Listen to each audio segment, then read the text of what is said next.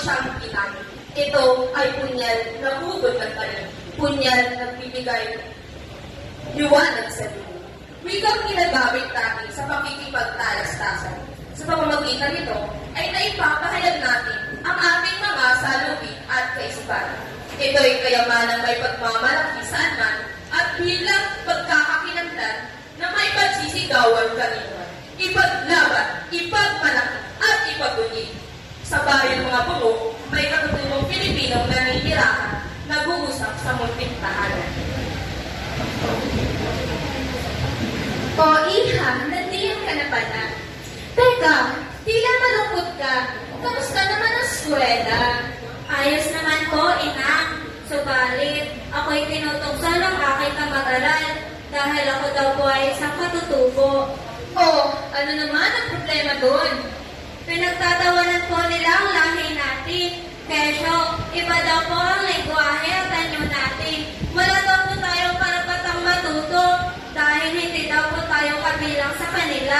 Aba, anong alam nila sa lahi natin? Hindi ba nila alam na tayo ay mahusay lalong-lalo na sa sining?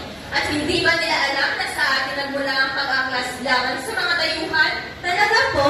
Oo naman, Iha. Ay siya, maupok ka at ilalahad ko sa iyo ang buong pamilya. Ang pagbabalik na daw.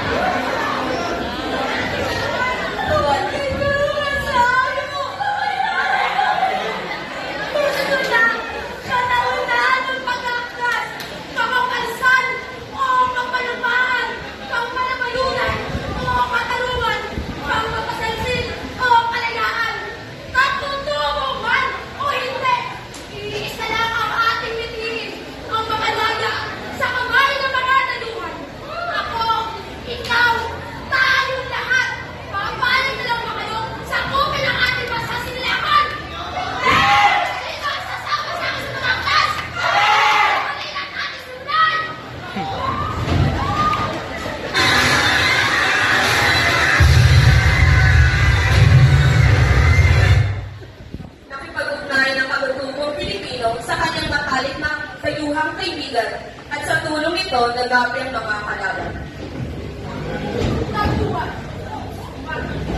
Nakakamangha, inang!